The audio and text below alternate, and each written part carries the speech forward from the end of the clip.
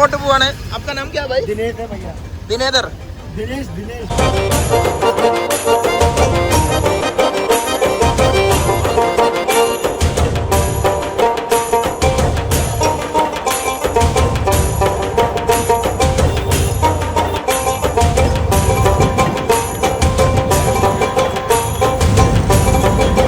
ജയ്പൂരിലെ മറ്റ് രണ്ട് പ്രമുഖ ഫോർട്ടുകളായ നാഗഡും ജയ്ഗഡ് ഫോർട്ടും ഈ റൂട്ടിലൂടെ എങ്ങോട്ട് തിരിയണം.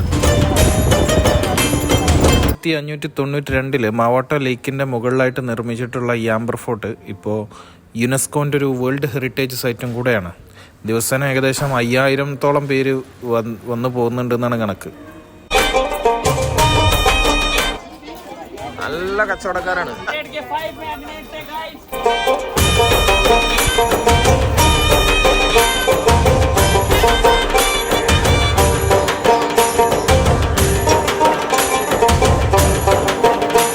ഞങ്ങളങ്ങനെ ആംബർ പാലസിന്റെ ഫസ്റ്റ് കോർട്ട്യാർഡിലേക്ക് എത്തി. യുദ്ധം ജയിച്ചു വരുന്ന സൈന്യത്തെ സ്വീകരിച്ചിരുന്നത് ഈ ഒരു മുറ്റത്ത് വെച്ചിട്ടായിരുന്നു. രാജാവും സൈന്യ തലവനും ഇവിടെ ഇരുന്ന് സൈന്യത്തിന്റെ പരേഡ് വീക്ഷിക്കും. മറ്റു പല ചെറിയ കിളിവാതിലിലൂടെ കൊട്ടാരത്തിലെ സ്ത്രീകളും ഈ പരേഡെല്ലാം വീക്ഷിക്കും.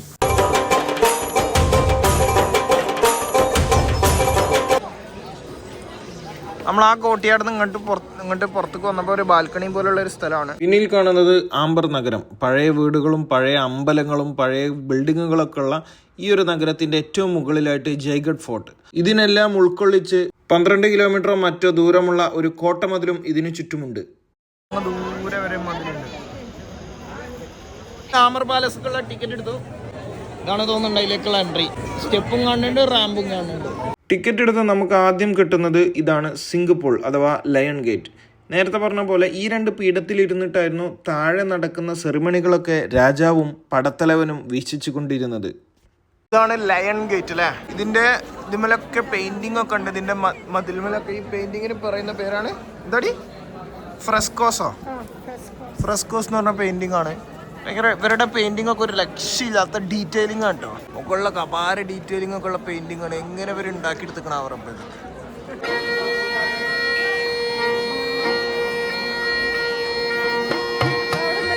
ഈ ഒരു മണ്ഡപത്തിന് പറയുന്ന പേരാണ് ദിവാനി ആം. ഒരുപാട് തൂണുകൾ കൊണ്ടുള്ള ഈ മണ്ഡപം ഉണ്ടാക്കിയെടുത്തിട്ടുള്ളത് റെഡ് സാൻഡ്സ്റ്റോൺ കൊണ്ടും മാർബിൾ കൊണ്ടുമാണ്.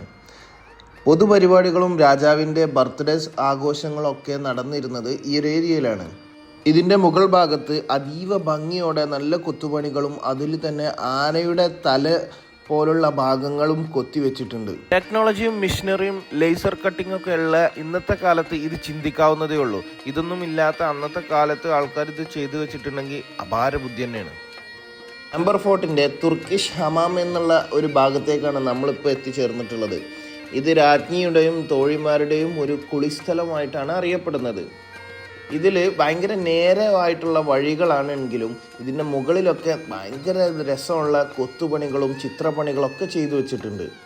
അത് കഴിഞ്ഞ് ഈ ഇടുങ്ങിയ ഗോവണിപ്പടികൾ ചെന്ന് കയറുന്നത് ഇതുപോലുള്ള ഒരു നടുമുറ്റത്തേക്കാണ്. ഇവിടെയാണ് ദിവാനി ഖാസ് എന്നും ശീഷ് മഹൽ എന്നും പാലസ് ഓഫ് മിറേഴ്സ് എന്നും അറിയപ്പെടുന്ന ഒരു ഭാഗമുള്ളത്. രാജാവിൻ്റെ അതിവിശിഷ്ടമായ അതിഥികളെ സ്വീകരിച്ചിരുത്തുന്ന ഒരു സ്ഥലം. ഇതിൻ്റെ ചുമരിലും സീലിങ്ങിലൊക്കെ ഒരു പ്രത്യേക തരത്തിലുള്ളൊരു മിറർ അതിന്മേൽ പതിച്ചിട്ടുണ്ട്. അതുകൊണ്ട് തന്നെ ഇവിടെ ഏതു നേരം നല്ല വെളിച്ചമാണ്. വെറുതെ അങ്ങ് കുറേ മിററുകൾ പതിക്കുകയല്ലേ ചെയ്തത്, അതോടൊപ്പം തന്നെ നല്ല ചിത്രപ്പണികളൊക്കെ ചെയ്തിട്ടുണ്ട്. ഇതിലേക്ക് ഇപ്പോൾ നമുക്ക് അകത്തേക്ക് പ്രവേശനം സാധ്യമല്ല. അവിടെ വേലി വെച്ച് അടച്ചിട്ടുണ്ട്. പക്ഷെ പുറത്തു നിന്ന് നമുക്ക് നോക്കാനും ഫോട്ടോ എടുക്കാനൊക്കെ അനുവാദമുണ്ട്. തൊട്ടു മുന്നിൽ ഒരു മുഗൾ ആർക്കിടെക്ചറിൽ ഉണ്ടാക്കിയെടുത്തിട്ടുള്ള ഒരു ലോണും കാണാം, ഒരു പാർക്ക്. അതിനപ്പുറത്ത് കാണുന്നത് സുഖ്നിവാസ് അല്ലെങ്കിൽ പ്ലഷർ പാലസ് എന്നറിയപ്പെടുന്നു.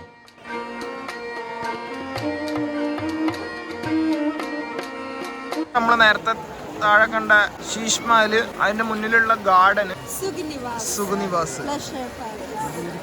കൊട്ടാരത്തിന്റെ ഏകദേശം ഒരു അറ്റത്തൊക്കെ എത്തി. അവിടെ എത്തിയപ്പോൾ ഒരു ഡോറുമേ നമ്മളെ മലയാളികളുടെ പേര് കളയാൻ വേണ്ടിയിട്ട് കുറേ പേരൊക്കെ എഴുതി വെച്ചിട്ടുണ്ട്. അതിനപ്പുറത്തേക്ക് പോയ റൂമിൽ അവിടെ ഒരു ചെറിയൊരു ഹോളുണ്ട്. അതിലൂടെ നോക്കിയാൽ നമുക്ക് താഴെ നടക്കുന്ന കാഴ്ചകളൊക്കെ എക്സിറ്റൊക്കെ കാണാം. അവിടെ ഒരുപാട് പേര് നടന്നു പോകുന്നുണ്ട്. അതിൽ നിന്ന് മുകളിലേക്ക് നോക്കിയാൽ ഈ കൊട്ടാരത്തിന് ചുറ്റുമുള്ള മലനിരകളൊക്കെ കാണാം. ആരവല്ലി റേഞ്ചസ്, അതിൻ്റെ മുകളിലുള്ള കോട്ടകളും കാണാം. ഒരു രാജാവിന് 12 ഭാര്യമാർക്കും 12 ബെഡ്റൂമുകളാണ്. ഇതാ 12 രാജ്ഞിമാർക്ക് 12 ബെഡ്റൂം. ഒന്ന് നമ്മളിവിടെ കണ്ടു. ഇത് 2 ഈ മതിൽ കഴിഞ്ഞിട്ട് അപ്പുറത്തോട്ടോ. അപ്പം അവർക്ക് ഇവരായിട്ടുള്ള ഇൻട്രാക്ഷൻ ഇല്ല. ഇങ്ങനെ പോയിട്ട് ഇത് 3, അപ്പോൾ ഇവിടെ 3 അങ്ങനെ. ഇതിൻ്റെ ഈ ഒരു നടുമുറ്റത്തിൻ്റെ 4 ഭാഗത്തും 3 വീതം ബെഡ്റൂമുകൾ വെച്ചിട്ടാണ് ആശാൻ ഭരിച്ചുകൊണ്ടിരുന്നത്. ഇവിടെ ഒരു ബെഡ്റൂം ഉണ്ട്. ഈ ഡോർ കൂടെ ആ ഡോർ കൂടെ ഒരു ബെഡ്റൂം, അപ്പുറത്ത് ആ ഡോർ കൂടെ ഒരു ബെഡ്റൂം, ഇവിടെ ഒരു ബെഡ്റൂം, അതിലൂടെ പോയ മറ്റൊന്ന്. അങ്ങനെ ആശാൻ്റെ മെയിൻ സ്ഥലം. ഈ രാജാവ് മറ്റൊരു ഇൻട്രസ്റ്റിംഗ് ഫാക്ട് എന്താണെന്ന് വെച്ചാൽ ഈ രാജാവ് ഏത് രാജ്ഞിൻ്റെ ഒപ്പാണ് ഒരു ദിവസം ഉള്ളതെന്ന് ഇവിടെ ആർക്കും അറിയില്ല, രാജാവിനല്ലാതെ. പാസേജ് അതാണോ രാജാവിൻ്റെ സീറ്റ്? ആ അതാണ്. ആയിക്കൂടെ മുകളിൽ കൂടെ വന്നു കണ്ടാണ് രാജാവ് താഴേക്ക് ഇറങ്ങുക. യെസ്, മുകളിൽ കൂടെ വന്നു കണ്ടതാ ഈ കോണി, ഇതുപോലത്തുള്ള കോണിയിലൂടെ താഴേക്ക് ഇറങ്ങും. ഓരോ ചേംബർക്കും ഓരോ ബെഡ്റൂമുക്കും രാജാവിന് സെപ്പറേറ്റ് എക്സിറ്റ് ഉണ്ട്. ഇവിടെ ഒരു കോണി ഇങ്ങോട്ട് ഇറങ്ങാൻ, ഇവിടെ ഒരു കോണി ഇപ്പുറത്തേക്ക് ഇറങ്ങാൻ.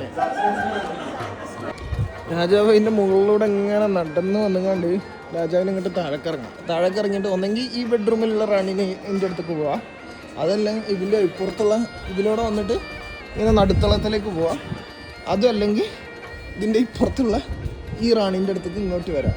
അതല്ല, ഇത് ബെഡ്റൂമാണ്, റാണിമാരുടെ ബെഡ്റൂമാണ്.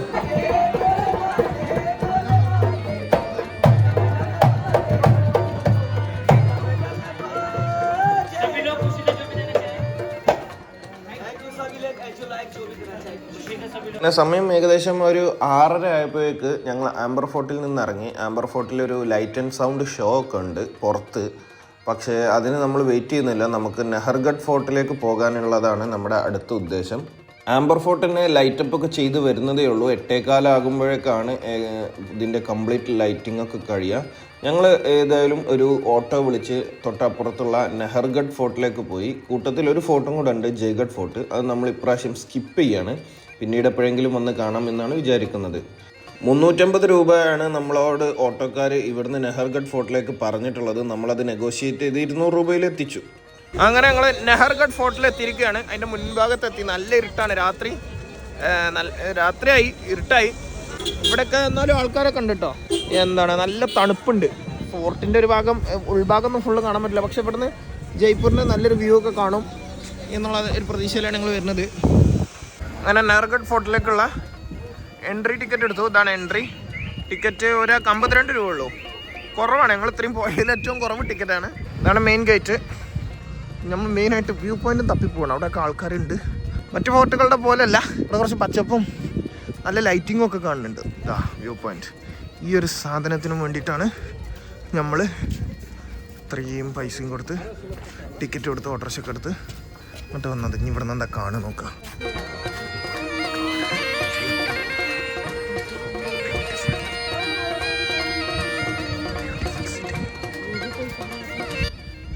നെഹർഗഡ് ഫോർട്ടിൻ്റെ രാത്രി കാഴ്ചകളാണ് നമുക്ക് എടുക്കാൻ പറ്റുന്നുള്ളൂ.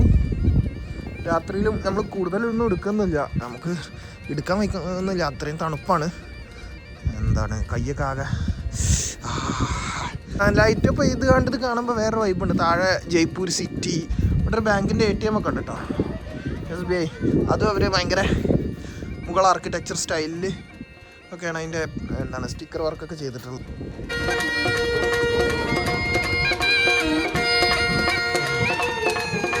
നെഹർഗഡ് ഫോർട്ടിൽ റാണിമാർ താമസിച്ചിരുന്ന സ്ഥലങ്ങളാണിത്. ഓക്കെ, ഇതെല്ലാം ബെഡ്റൂമും ലിവിങ് ഏരിയയും കിച്ചണും എല്ലാം ഉണ്ട്. കോൺക്വീൻസ് എന്ന് പറഞ്ഞാൽ എന്താ? ഇതെന്താ ആണ് ടോയ്ലറ്റ്.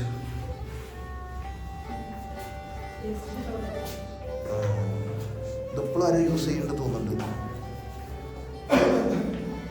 അന്ധകാലത്തെ ടോയ്ലറ്റാണ്. യാ മോൻ, ഇതൊക്കെ അങ്ങനെ തുറന്ന് വെച്ചേക്കാണ് നമുക്ക് കാണാൻ. ടെറസ് വ്യൂവിലേക്ക് പോവാണ്. അയ്യോ, ടെറസുമെന്ന് ജയ്പൂർ സിറ്റിൻ്റെ പനോറമിക് വ്യൂ കിട്ടുമെന്ന് പറഞ്ഞുകൊണ്ട് പോവാണ്. ഒരാൾക്കേ പോകാൻ പറ്റുള്ളൂ കേട്ടോ. ഇത് വ്യൂ വേറെ ലെവൽ. ഇതാണ് നഹർഗഡ് ഫോർട്ടിൻ്റെ മെയിൻ ഏരിയൻ്റെ. റാണിമാരൊക്കെ താമസിച്ചതിൻ്റെ ടെറസാടി ഇത്. Oh my God, yes, so beautiful.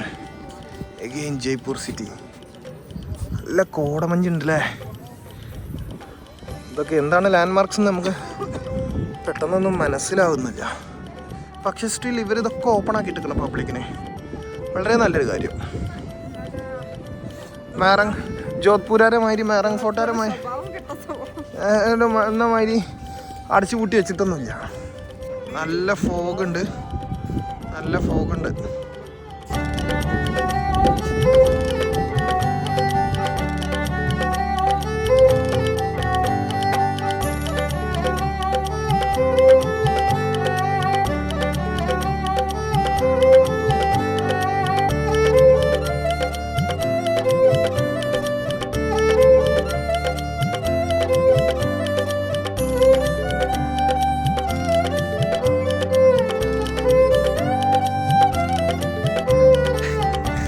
രാജാവിൻ്റെ റാണിമാരുടെ സ്ഥലങ്ങളാണ്, റാണിമാരുടെ ബെഡ്റൂമാണ്.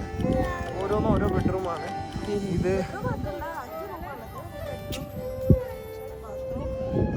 ഇത് വേറൊരു ബെഡ്റൂമാണ്. അതിൻ്റെ താഴ്ഭാഗമാണ്, നമ്മളതിൻ്റെ മുഖത്താണ്, ടെറസ്മലാണ് നിൽക്കുന്നത്.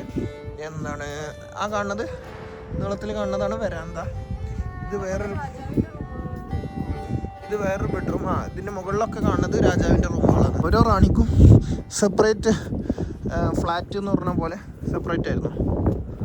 അവിടെ നിന്ന് എന്താ കാണുന്നത്, ഇവിടെയൊക്കെ വണ്ടി പാർക്കിങ്. ഏകദേശം ഇത്ര തന്നെ ഉള്ളൂ ഇതില്ലേ, അധികമൊന്നുമില്ല. അതിലങ്ങോട്ട് പോയാലും എന്തോ ഫോർട്ടോ അമ്പലോ പാലസോ എന്തെങ്കിലും, അല്ലെങ്കിൽ റെസ്റ്റോറൻറ്റൊക്കെ കഴിക്കാറ് ഇതിൻ്റെ ഭാഗമായിട്ടുള്ള റെസ്റ്റോറൻറ്റ്. ഇത്ര തന്നെ ഉള്ളൂ ഇവിടുന്ന് മെയിൻ കാണാൻ. നമുക്ക് പോവാം നമുക്ക്.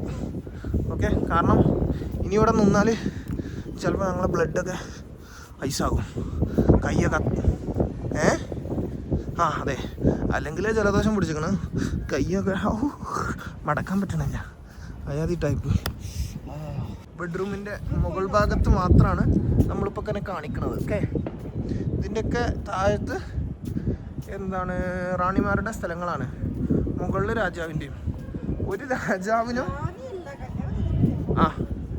ഒരു രാജാവും ഒരുപാട് തോഴിമാരും 9 പേർക്ക് ഉള്ള ബെഡ്റൂമും അപ്പാർട്ട്മെൻറ്റൊക്കെ രാജാവ് ഉണ്ടാക്കിയിട്ടുണ്ട്. പാവം.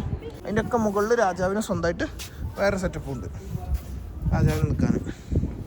ഇതാ രാജാവിന് താമസിക്കുന്ന ഒരു സ്ഥലമാണ്, രാജാവിൻ്റെ ഒരു ലിവിങ് ഏരിയയാണ്. ഇതിൻ്റെ ഒരു പ്രത്യേകത എന്താണെന്ന് വെച്ചാൽ ഇതൊക്കെ ഓപ്പൺ ആക്കിയിട്ടുണ്ട്. അതായത് പൊതുജനത്തിനും വന്നിട്ട് ടച്ച് ചെയ്യാം. ഓക്കെ, ഇതാണ്ടില്ലേ, അവർക്ക് വന്നിട്ട് ടച്ച് ചെയ്യാം. വളമറൊക്കെ തുറന്നിട്ടുണ്ട്. ഇവിടെയൊക്കെ ഭയങ്കര ഓപ്പൺ ആക്കിയിട്ടിട്ടുണ്ട്. പക്ഷെ എന്നിട്ടും എത്ര ആൾക്കാർ ഇവിടെ വരുന്നുണ്ടാവും ഒരു ദിവസം. ഇത്രയും ആൾക്കാർ ഇവിടെയൊക്കെ ടച്ച് ചെയ്തിട്ടും പെയിൻറ്റിങ്ങിനൊന്നും അധികം ബാധിച്ചിട്ടില്ല. എന്താണെന്ന് വെച്ചാൽ ഒരു പക്ഷെ ആ പെയിൻറ്റിങ്ങിൻ്റെ ക്വാളിറ്റി കൊണ്ട് തന്നെ ആയിരിക്കും. നേരത്തെ രാജാവിൻ്റെ കഥ പറഞ്ഞില്ല, അതേമാതിരി വേറെ രാജാവും ഉണ്ട് കേട്ടോ. ഈ ആശാനും ഇതേമാതിരി സെറ്റപ്പ് ഉണ്ടാക്കിക്കണ്. ഈ ആശാൻ നാർഗഡ് ഫോർട്ടിലാണ് ഉണ്ടാക്കിയത്. ഇത് ബെഡ്റൂം നമ്പർ 1, അത് ബെഡ്റൂം നമ്പർ 2. ഓക്കെ, ആറ്റത്ത് ബെഡ്റൂം നമ്പർ 3. അതേമാതിരി ഇതിൻ്റെ ഓപ്പോസിറ്റൊക്കെ ഉണ്ടാക്കിയത്. ഇതിലൊക്കെ പോകാൻ ആശാന് വഴി ഉണ്ടാക്കിയിട്ടത് ഇതേപോലൊരു വരാന്ത ഉണ്ട്. ഇതാണ് ഇതിൻ്റെ താഴ്ഭാഗം. ഓരോ ബെഡ്റൂമിനും ഒരു ബെഡ്റൂമാണ്. ഒരു ബെഡ്റൂമും ഇതൊരു റാണിൻ്റെ, ഒരാൾക്ക് താമസിക്കാനുള്ള എന്തൊക്കെയുണ്ട് ഇവിടെ, കിച്ചണ്, ലിവിങ് ഏരിയ, പിന്നെ അതേപോലെ തന്നെ അങ്ങനെ എന്തൊക്കെ സെറ്റപ്പ് ഉണ്ട്. ടോയ്ലറ്റൊക്കെ ഉണ്ട് ഓരോരുത്തർക്കുള്ള.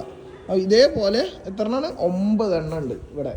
ഇതൊക്കെ അങ്ങോട്ടുള്ള വഴിയാണ്, നീളത്തിൽ കിടക്കുന്നത്. ഇതാണ് രാജാവിന്റെ പെണ്ണുങ്ങൾക്കുള്ള ബെഡ്റൂം. ഏകദേശം 9 ബെഡ്റൂം ഉണ്ട് ചുറ്റും. ഈ 9 ബെഡ്റൂമിൽ എന്തൊക്കെയുണ്ട്, 9 ബെഡ്റൂമിൽ ലിവിംഗ് റൂം, കിച്ചൺ, ടോയ്ലറ്റ് ഒക്കെ ഇൻക്ലൂഡ് ആയിട്ടാണ്. അപ്പോൾ നമുക്ക് എക്സിറ്റ് അങ്ങോട്ടായിരിക്കും. അങ്ങനെ ഒരു വിധം ജൽമഹലിന്റെ അടുത്തെത്തി. ജൽമഹൽ, അതാണ് ജൽമഹൽ, ബ്യൂട്ടിഫുൾ ജൽമഹൽ. ഈ റോഡിന്റെ അപ്പുറം മോൾക്ക് മലയാണ്, മൗണ്ടൈൻ. അവിടെയാണ് ആംബർ ഫോർട്ട് ഉള്ളത്, നഹർഗഡ് ഫോർട്ട് ഉള്ളത്, ജയ്ഗഡ് ഫോർട്ട് ഉള്ളത്. എല്ലാ ഫോർട്ടുകളും അവിടെയാണ്. നഹർഗഡ് ഫോർട്ടിൽ നിന്ന് ഇങ്ങോട്ട് എത്താൻ കുറച്ച് കഷ്ടപ്പെട്ടു. 300 രൂപയാണ് അവർ ചാർജ് പറഞ്ഞത്. പറഞ്ഞ പൈസക്ക് ഇങ്ങോട്ട് എത്താൻ നമുക്ക് സമ്മതിക്കാൻ ബുദ്ധിമുട്ടാണല്ലോ. അവസാനം 250 സമ്മതിച്ച് അവർ ഇവിടെ ഡ്രോപ്പ് ചെയ്തു. നമ്മളിവിടെ വന്ന് ഇറങ്ങി. ഇത് ജൽമഹലിന്റെ ഒരു പവലിയൻ, ഒരു ഏരിയ പോലെ, നല്ല പാർക്ക്. ഒരു വാക്ക് വേ ഉണ്ട് ആൾക്കാർക്ക് വന്നിരിക്കാനൊക്കെ. ഇതിൻ്റെ വ്യൂ കാണാനും രാത്രിയിലുള്ള ഇതിൻ്റെ അടിപൊളി റിഫ്ലക്ഷനൊക്കെ ഉള്ള വ്യൂ കാണാനൊക്കെ പറ്റും. പക്ഷെ അവിടെയൊക്കെ അങ്ങോട്ട് പോകാൻ പറ്റില്ല, ബോട്ടിങ്ങും സംഭവങ്ങളൊന്നുമില്ല.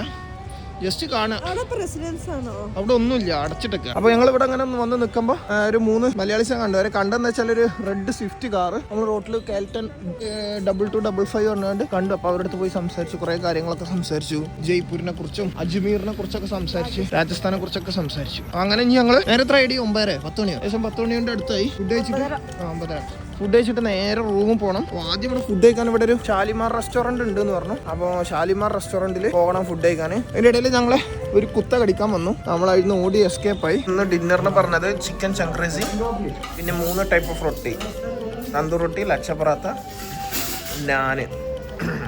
ഞങ്ങളുള്ളത് ഷാലിമാർ റെസ്റ്റോറൻറ്റിലാണ്. കഴിച്ചു ക്രമി എങ്ങനെയുണ്ട്? ഞങ്ങളങ്ങനെ ഇവിടുന്ന് ഫുഡ് കഴിച്ചു. നമ്മൾ നേരത്തെ പരിചയപ്പെട്ട മലയാളീസ് നമ്മളെ റെക്കമെൻഡ് ചെയ്താണ് ഷാലിമാർ. നമ്മൾ ഊബർ ബുക്ക് ചെയ്തിക്കണം. നമ്മൾ ഊബർ വരും. ഇതാണോ? ഓക്കെ, ഇതാണ് കാറിനെ ബുക്ക് ചെയ്തു. ഈ തണുപ്പായതുകൊണ്ട് നമുക്ക് കാറ്റ് കൊള്ളാൻ പറ്റില്ല എന്ന് വെച്ചിട്ട് ഇന്ന് ഞങ്ങൾ രാത്രി നിൽക്കാൻ പോകുന്നത് റൂമാണിത്.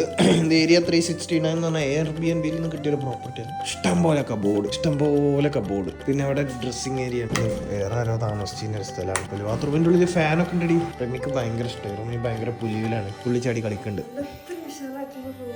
ആദ്യമായിട്ട് കിട്ടിയല്ലേ?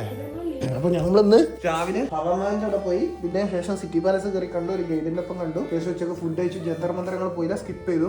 ഫുഡ് കഴിച്ചതിന് ശേഷം നിസ്കരിച്ച് നേരെ ആംബർ പാലസ് പോയി. ആംബർ പാലസ് ഒരു വലിയ ലോകമാണ്. തിരിച്ചിറങ്ങിയപ്പോൾ തന്നെ രാത്രി ഞങ്ങൾ നെഹർഗഡ് ഫോർട്ടിൽ പോയി ജയ്പൂരിന്റെ 360 പനോറമിക് വ്യൂ ഒക്കെ കണ്ട് എല്ലാം കണ്ട് തിരിച്ച് നല്ലൊരു നെഗോസിയേഷനും ഓട്ടോറിക്ഷക്കാരുടെ നെഗോസിയേഷനൊക്കെ കഴിഞ്ഞ് ചൂടാവലും ചീത്തറയിലും. റമ്യൊക്കെ എന്താ ബൗത്ത് പരീശാനോ എന്തൊക്കെയോ പറഞ്ഞ് അങ്ങനെയൊക്കെ എത്തി. ജൽമാലിൻ്റെ അവിടെ എത്തി. ജൽമാലിൽ നിന്ന് നമ്മൾ കുറച്ച് മലയാളീസിനെ കണ്ട് അവർ റെക്കമെൻഡ് ചെയ്ത് ഷാലിമാർ റെസ്റ്റോറൻറ്റിൽ പോയി ഒരു ചിക്കൻ്റെ ഒരു കറിയും